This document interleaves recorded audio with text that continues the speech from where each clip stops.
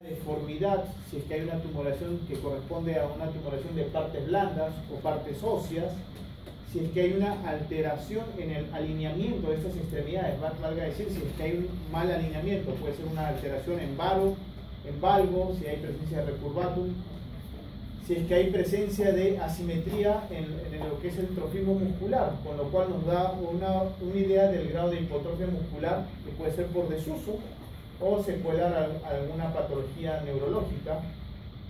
Y también valoramos cuando el paciente viene a nuestra consulta o a la emergencia en la posición o en la postura que el paciente llega, ¿no? Muchas veces adoptando posiciones antárticas, ¿no?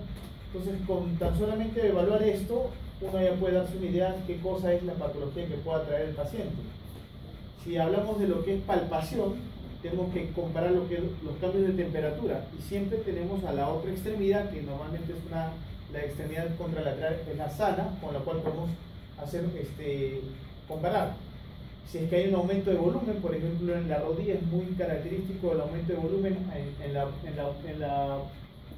la bursa suprapatelar, que nos da el signo del témpano positivo, que ahora lo vamos a ver, y los puntos dolorosos, que generalmente son zonas de inserciones de los músculos a través de sus tendones en ciertas uniones óseas en las cuales pueden palparse puntos dolorosos.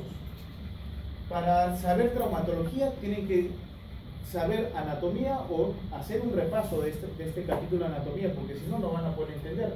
¿Alguien tiene por casualidad un puntero láser? Bueno, acá en esta imagen de la anatomía topográfica en la cadera, pues tienen que saber, esta es la articulación de la cadera, la articulación coxofemoral, que está formada por el pótilo o el acetábulo y la cabeza del fémur. A través de eso hay una estructura de ligamentos que estabilizan esta articulación, aparte de la misma congruencia ósea que da la cadera. Este relieve óseo que vemos acá es el trocánter mayor. Si se dan cuenta, acá hay una pequeña bolsita, esta bolsita roja, que es la bursa, que es la que cubre entre la unión de los tendones y el trocánter mayor, que es zona frecuente de inflamación. Entonces tienen que saber palpar esta zona de acá y saber qué grupos musculares se insertan en cada zona.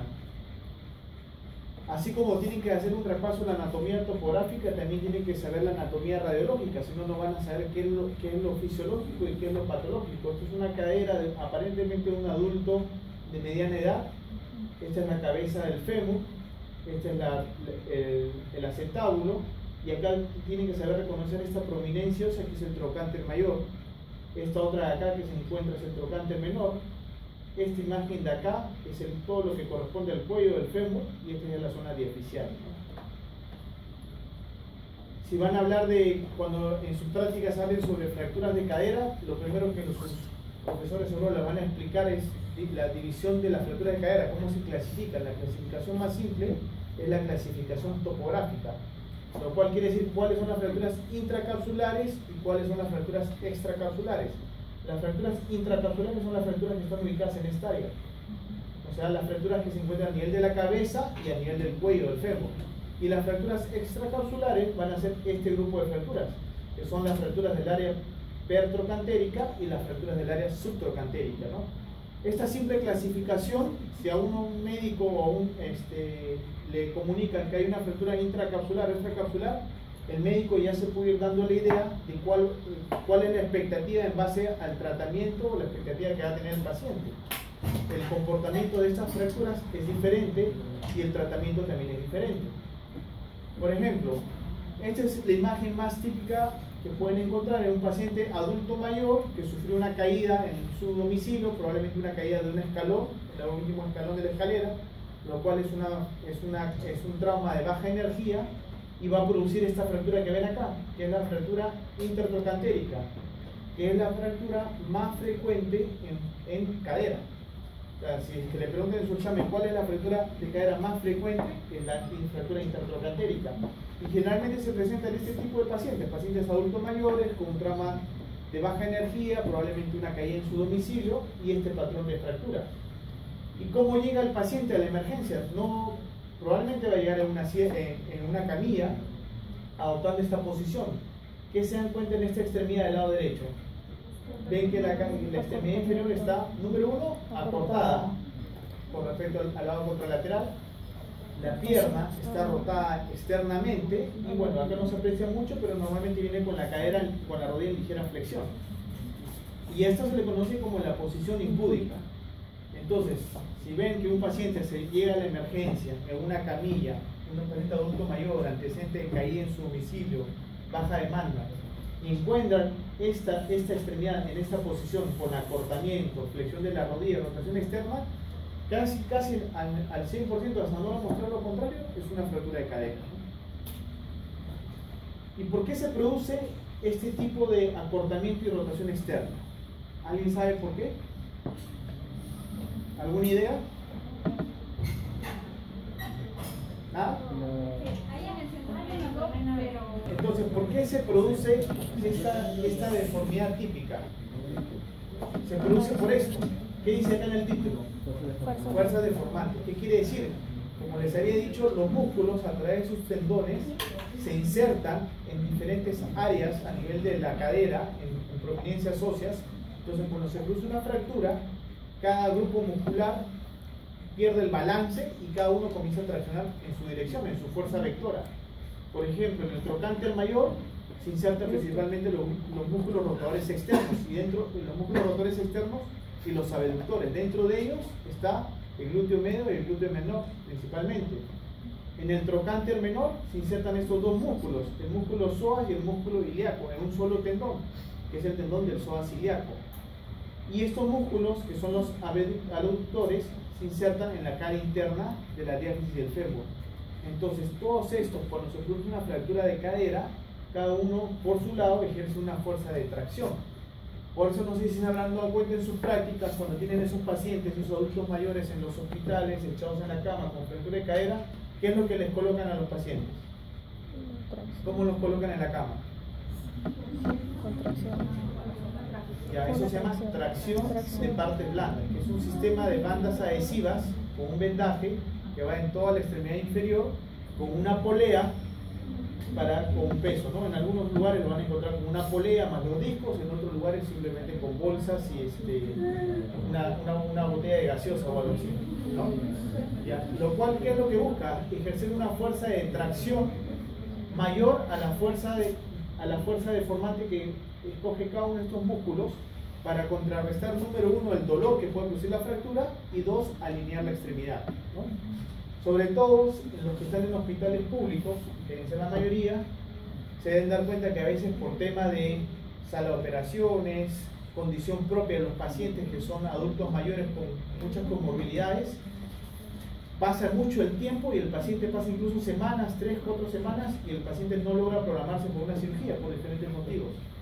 Entonces muchos de ellos quedan como un tratamiento conservador, que no es lo ideal desde un inicio. Pero si es que desde un inicio se logra tener una extremidad alineada con menos acortamiento, probablemente la secuela de deformidad en esa fractura va a ser menor. Obviamente estamos hablando cuando se hablan de fracturas extracapsulares, que son las intertrocantérias. ¿Qué pasó? ¿Alguna pregunta hasta acá con respecto a fracturas de cadera? Ya. Otra patología diferente a la fractura de cadera y que es frecuente encontrar son las luxaciones de cadera. Pero acá el escenario es completamente diferente. Acá ya no hablamos de un paciente con trauma de baja energía, sino un paciente con un trauma de alta energía, que puede ser un accidente de tránsito o una caída de altura. Y generalmente en pacientes más jóvenes, ¿no? Entonces, la luxación de la cadera, la luxación más frecuente es la luxación posterior en el 85% de los casos. Y a diferencia de la fractura de cadera, el paciente viene a la emergencia con esta posición, que es la posición púdica, ¿no? Que es todo lo contrario, hay flexión de la cadera, hay una aducción y una rotación interna, asociado también a un acortamiento, ¿no? Entonces, esto es lo que pueden diferenciar en un paciente tan solamente a la inspección en una fractura de cadera. Obviamente, en ninguno de estos dos casos, el médico, el que está a cargo de la atención, va a pretender movilizar la pierna, ver si moviliza sus grados de movimientos completos, porque el paciente viene adolorido, ¿no? Entonces, inmediatamente el paciente va a emergencia, se toma una radiografía, se confirma el diagnóstico y se hace el procedimiento. Si es una luxación de cadera, como todas las luxaciones del organismo, es una emergencia. Ese paciente tiene que entrar inmediatamente a sala de operaciones para hacer una reducción, inicialmente una reducción incruenta. Acá ven una radiografía de un paciente con una luxación incluso bilateral de las dos caderas, ¿no? Estamos hablando de un trauma de alta energía. Y la luxación anterior también se presenta, pero en mucho menos frecuencia, ¿no? Y adopta esta posición algo parecida a la fractura de cadera, también se le conoce como la posición impúdica.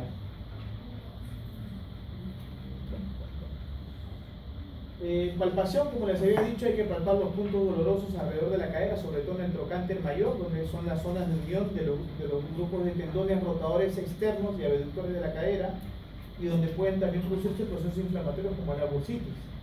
Siempre en evaluación de cadera hacer un diagnóstico diferencial, palpar la región inguinal para ver si hay una patología inguinal que puede estar irradiando un dolor a la cadera. Algunas ciatalgias también pueden producir un dolor hacia la parte anterior de la cadera y confundir con un diagnóstico, ¿no? En movilidad siempre hay que evaluar, siempre y cuando se permita, sobre todo en casos de dolor crónico de la cadera, no en casos agudos, evaluar la movilidad pasiva y la movilidad activa. Como les mencioné, en un paciente que ha sufrido un trauma y se sospecha una fractura o una luxación, tratamos de evitar evaluar estos rangos de movimiento, tanto en movilidad pasiva como activa. Estas son la amplitud de los rangos de movimientos tanto de la cadera como de todas las articulaciones de la extremidad inferior. A veces he visto que en los exámenes les preguntan más o menos cuánto es el rango de movimiento.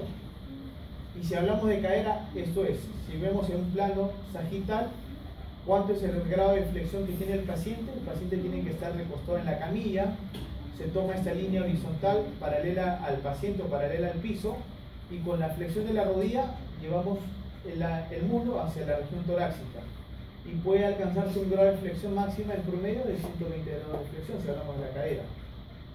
Si queremos hablar de lo que es aducción y abducción de la cadera, tenemos que trazar una línea que pasa por el centro de la cadera. Todo lo que va hacia la lateral es abducción, que puede llegar hacia 45 grados, y hacia el lado medial, la abducción, que puede llegar hasta 30 grados.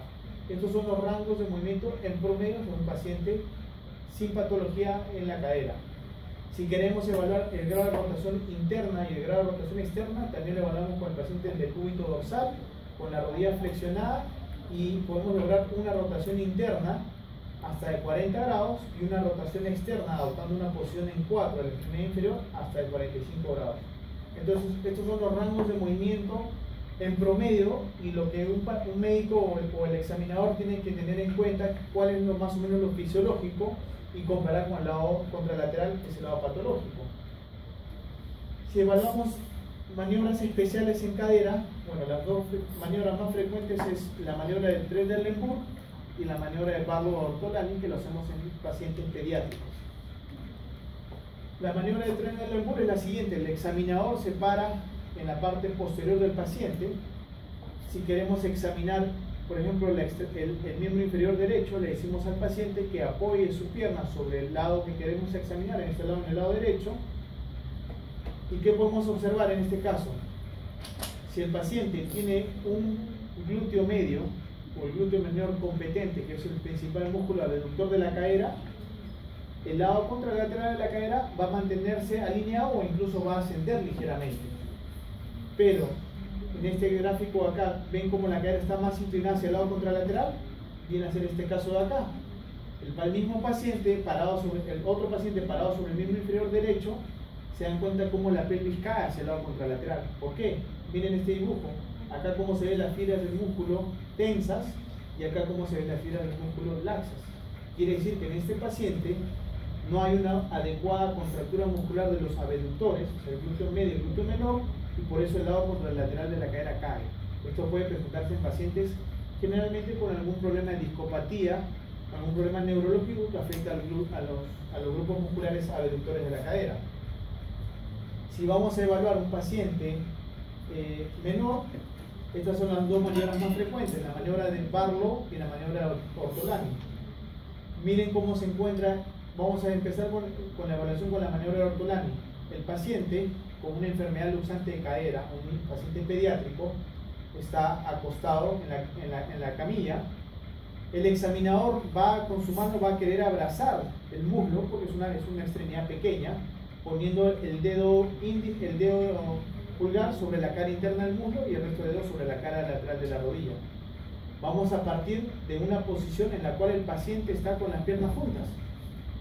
Esa posición en un paciente que está con una enfermedad luxante de cadera, el tenerlo con las piernas juntas, es una posición inestable. Y probablemente en ese momento el paciente esté con la cadera luxada, si es que tiene una enfermedad luxante de cadera, como es en este caso.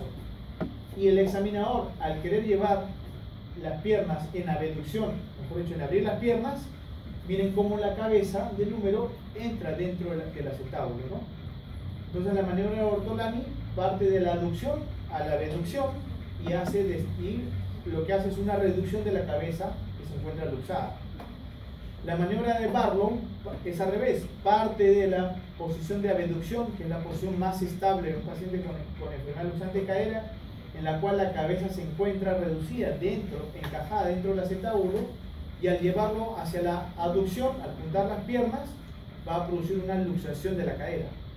Obviamente estas dos maniobras se llevan a cabo en conjunto, ¿no? Esto es importante que todo pediatra y todo traumatólogo infantil hagan este screening en todos los pacientes neonatos antes de los 28 días para ver si es que hay la sospecha de una enfermedad luxante de cadera, porque mientras más temprano se descubra la patología, puede ser tratada más fácilmente.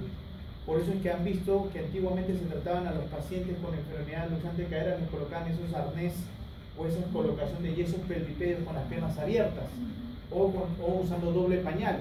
¿Por qué? Porque lo que quieren hacer es simular esto, mantener las piernas abiertas, que es la posición en la cual la cabeza del fémur se encuentra dentro del acetábulo, con lo cual la cabeza del fémur hace una presión sobre el acetábulo, y esta presión hace que mientras el niño va creciendo, el acetábulo tenga esta forma típica que es una concavidad. Si la cabeza del fémur se encuentra fuera del acetábulo, el acetábulo no recibe presión, no recibe propiocepción de la cabeza del fémur, y mientras el paciente va creciendo, este acetábulo va a crecer plano e incluso verticalizado, con lo cual lo condena al paciente a sufrir una displasia de cadera. Hay muchos pacientes que lastimosamente no los han diagnosticado incluso ni en la edad neonatal ni en la edad pediátrica, y llegan a la edad adulta con una displasia de cadera. Por ejemplo, este es el ejemplo que les mencionaba. Por ejemplo, esto ya es una secuela de una displasia. Esto es un niño de mediana edad, aproximadamente debe tener unos 6 años. Miren cómo la cabeza del fémur se encuentra por debajo del acetábulo.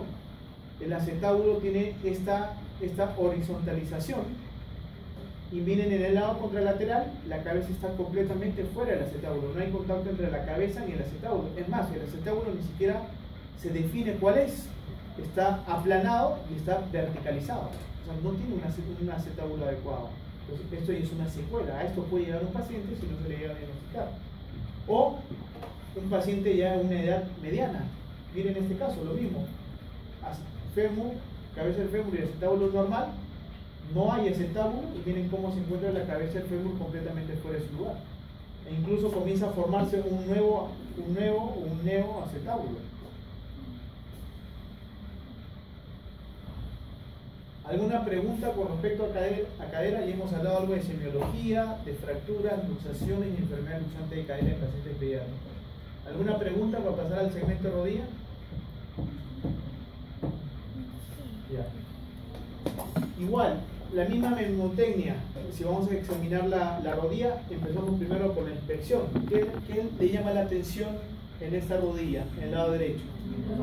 Hay un gran aumento de volumen, ¿no?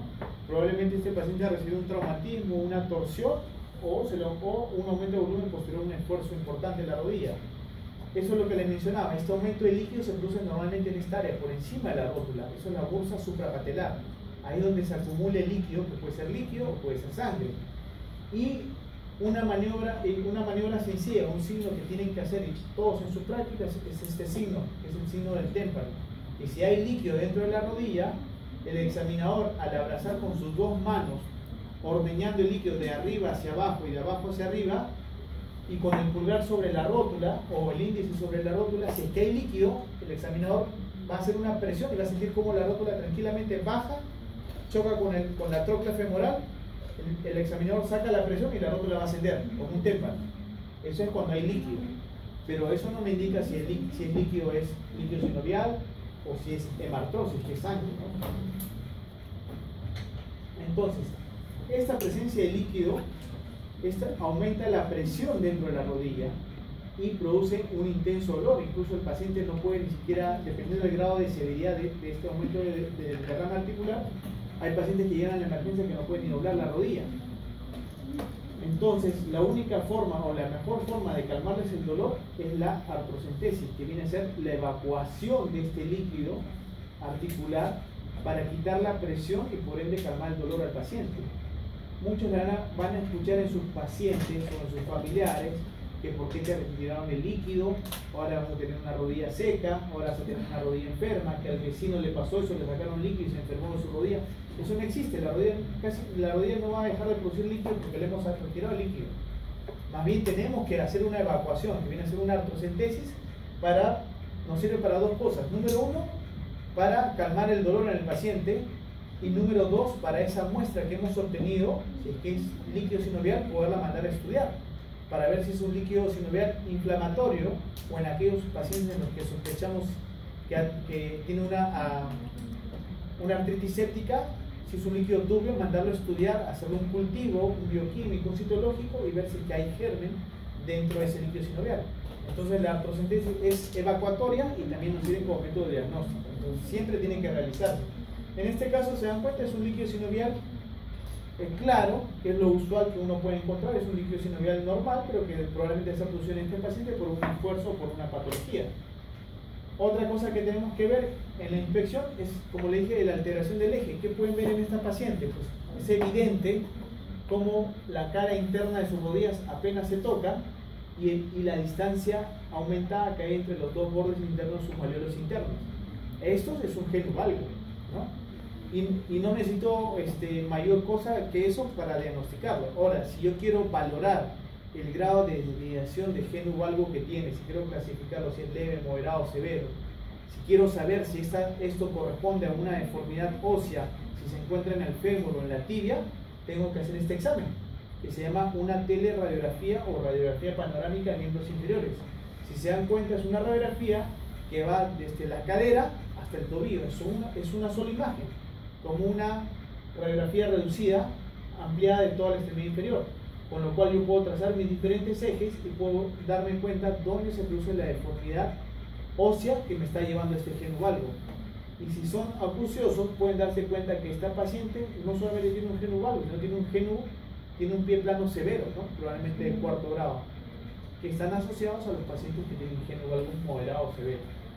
Entonces, este es el examen, se llama una teleradiografía. Esta es pregunta de examen, obviamente, bajo ciertos criterios de confusión. ¿Okay? Como les había mencionado, también tienen que saber cuáles son los rangos articulares. Si hablamos de la rodilla, la extensión, cuando un paciente logra extender la rodilla, no es 180 grados, una extensión es 0 grados. Más bien, si el paciente no puede flexionar, no puede extender completamente la rodilla, la tiene ligeramente flexionada, la medición sería menos 10, menos 20, menos 30, menos 40 grados. Pero la extensión es 0 grados. ¿Okay? Y la flexión que uno puede lograr en el paciente es entre 120 a 140 grados. ¿Por qué se le pone este promedio? Porque hay pacientes que son unos más laxos que otros. Si hablamos de mediciones, si quiero hacer una medición longitudinal, puedo hacerlo de dos maneras. Con una cinta métrica, midiendo desde la espina ilíaca anterior inferior hacia el borde interno del malleolo interno, o si quiero tener mayor exactitud, con una teleradiografía, con lo cual puedo medir milimétricamente cuánto mide esta extremidad y hacer una comparación con el lado contralateral para ver si es que hay una asimetría. Normalmente existe una asimetría, probablemente todos nosotros tengamos algún grado de asimetría, pero se considera que es normal menos de 1 centímetro. Si es más de 1 centímetro, eso ya es patológico y puede acarrear problemas no solamente a nivel de la cadera, sino también a nivel de la columna. Si queremos hacer una medición de la circunferencia, ¿para qué creen que me sirve medir la circunferencia? Por ejemplo, en este caso acá de la pierna o del muslo. ¿Para qué creen que pueda servirme eso? Esto me puede servir como un monitoreo. Por ejemplo, un paciente que después de una fractura, después de una cirugía, sufrió, producto de eso, un desuso de esa extremidad, obviamente la masa muscular le va a disminuir.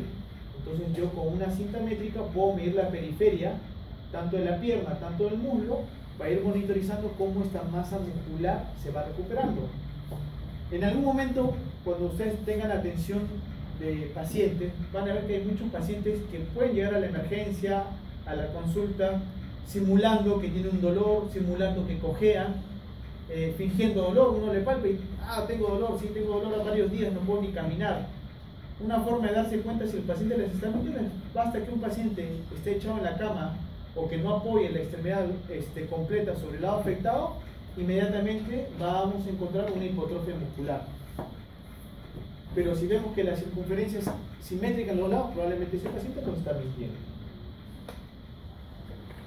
Si vamos a empezar a evaluar el tema de la rodilla con respecto a lo que es lesiones ligamentarias, muchos deben haber escuchado las famosas lesiones del ligamento cruzado anterior, que todos los pacientes, familiares, abuelitos, vecinos mencionan que la lesión del ligamento cruzado anterior se produce solamente en futbolistas. Eso es mentira. En futbolistas profesionales, amateurs, en diferentes deportes, incluso en pacientes que sufren una caída por las escaleras. Basta que tengan un mecanismo de torsión y flexión brusca sobre la rodilla, puede llevar a producir una lesión ligamentaria del ligamento cruzado anterior o multiligamentaria, o sea, asociada a lesiones de otros ligamentos, ¿no? Acá les voy a pasar un video mejor para que vean las dos maniobras que utilizamos. Es esta maniobra acá, que es la maniobra del cajón anterior, y la maniobra que es para evaluar la lesión del ligamento cruzado anterior, y la prueba de cajón posterior, que es para evaluar la lesión del ligamento cruzado posterior. La maniobra del Lachman es con el paciente completamente recostado en una camilla con 20 a 30 grados de flexión de la rodilla. El paciente tiene que estar completamente relajado. El examinador con una mano estabiliza el muslo y con la otra mano lo que busca es, como ven la flecha, llevar la tibia hacia adelante. Si encontramos un desplazamiento, podemos sospechar que es una lesión del ligamento cruzado anterior. Obviamente, si es una lesión aguda, si el paciente tiene pocos días de producido el trauma, el accidente, va a venir con la rodilla dolorida, inflamada, probablemente a veces no colabore con el examen físico. Y quizás la maniobra más fácil de hacer es esta maniobra, que es la maniobra del Lachman, porque solamente tenemos que flexionar la rodilla 20-30 grados. A veces no podemos, en las primeras evaluaciones, lograr que el paciente flexione la rodilla 90 grados. Además, tenemos que tener que el paciente esté relajado, porque si está con dolor, está con temor, va a ser una contracción muscular de todo este grupo de músculos, sobre todo el cuádriceps, y va a contrarrestar la fuerza que voy a ejercer hacia adelante y me puede llevar a tener un falso negativo. ¿Okay? Entonces esas son las dos maniobras, la maniobra del cajón anterior y la maniobra del Lachman. Una es en flexión y el otro es en extensión o leve flexión, para evaluar una lesión del cruzado anterior. A ver, y estas son otras maniobras que utilizamos para evaluar. ¿Cuál es la lesión ligamentaria más frecuente que se produce en la rodilla? ¿Alguien sabe? ¿Cuál es el mecanismo de lesión más frecuente que un paciente, que cualquiera de ustedes puede haber tenido, sin necesidad de ser un deportista? Mucho murmullo, pero nadie dice nada. A ver. Por ejemplo, un paciente está caminando, recibe un traumatismo, o alguien que está haciendo cualquier tipo de deporte está parado, con el pie sobre el suelo, con el pie apoyando, y alguien recibe un traumatismo en la parte lateral de la pierna. ¿Qué le pasa con mi rodilla? ¿No? Se abre, se va hacia un valgo forzado. Quiere decir que todas las estructuras de la parte interna hacen esto. O sea, se ponen en tensión. ¿Y qué ligamento se puede comprometer ahí? El ligamento lateral interno. ¿Cuál? Ligamento lateral interno. El ligamento colateral interno o ligamento colateral medial. Esa es la lesión más frecuente en la rodilla. Y gracias a Dios, gracias a Dios no, porque nosotros vivimos de las cirugías, el ligamento colateral interno casi en el 99% de los casos no es quirúrgico. No es quirúrgico. Simplemente con una inmovilización, sea con un yeso o con una rodillera articulada, el ligamento cicatriza. ¿Por qué? Porque anatómicamente es un ligamento plano, ancho, en el cual si bien se puede producir un desgarro, una vez que con el mecanismo de valgo forzado, una vez que la rodilla vuelve a su lugar después del trauma, los ligamentos pueden quedar superpuestos uno sobre otro, y es un ligamento que está por fuera, extraarticular, extrasinovial, entonces tiene una adecuada cicatrización. ¿Okay? Entonces, por eso el ligamento colateral interno, en el 99% de los casos, es de tratamiento no quirúrgico, salvo que esté asociado a una lesión de otro ligamento o que ya se ve en temas de especialidad, que la lesión esté ubicada en la inserción en la tibia. Donde más frecuentemente se rompe el ligamento dentro de todo su trayecto es en la zona media o en la inserción en la zona femoral. Casi nunca se rompe en la inserción en la tibia. Pero cuando se rompe en la tibia, ahí sí normalmente es quirúrgico, ya por un mecanismo, ya no creo que a tanto le quieran explicar. Y para evaluar la rodilla, para evaluar si, por ejemplo, viene ese paciente que sufrió un traumatismo, sufrió un valgo forzado, hay sospecha de una lesión del ligamento colateral interno. Dudas de la clase te puedo responder si quieres. Yo, para examinar si tengo esa sospecha, acá tenemos al paciente, digamos que se torció la pierna derecha, la rodilla derecha, mecanismo de valgo forzado. Entonces yo voy a hacer una prueba de bostezo medial. ¿Qué quiere decir? Voy a simular el mecanismo de lesión que tuvo el paciente. La mano izquierda, yo me paro a la derecha del paciente siempre, toda la extremidad inferior en el borde de la camilla para tener mayor comodidad. Con la mano izquierda hago un tope sobre la parte lateral del muslo. Esta mano acá no se mueve. Y con la otra mano el examinador lo que busca es llevar la pierna hacia afuera. Si logra reproducir ese mecanismo de valgo, es un bostezo medial positivo. Y el paciente va a tener dolor y se va a ver cómo la rodilla hace como una pequeña bisagra. Entonces, en ese paciente hay la sospecha de una lesión del ligamento colateral interno. Y se evalúa tanto en la rodilla en extensión como en la rodilla en flexión de 30 grados. Cuando yo hago esta maniobra con la rodilla en extensión y es positivo, la lesión es más severa, porque ya no solamente involucra el ligamento colateral interno, sino también otras estructuras ligamentarias en la parte interna de la rodilla o incluso la cápsula articular. Pero cuando a la extensión es negativo y en flexión de 30 grados esta maniobra es positiva, es una lesión solamente aislada del ligamento colateral interno. Por eso es que uno tiene que evaluar la rodilla tanto en extensión como en flexión de 30 grados. Por ejemplo, en esta imagen, ¿qué le llama la atención? Hay un gran aumento de volumen, hay una zona de laceración, hay una gran equimosis, y miren cómo el paciente logra hacer un bostezo. ¿Se dan cuenta? La mano derecha hace un tope y la mano izquierda lleva la pierna hacia el lado. Esta pierna, ven cómo se va hacia afuera. O sea, es una prueba de bostezo medial.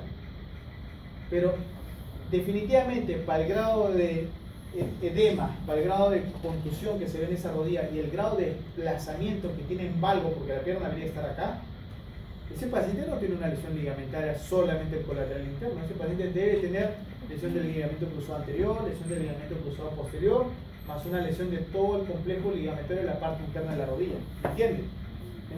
No es que la rodilla solamente vamos a encontrar lesiones aisladas, vamos a encontrar lesiones multiligamentarias y probablemente este paciente lo tenga por el grado de desplazamiento. También, así como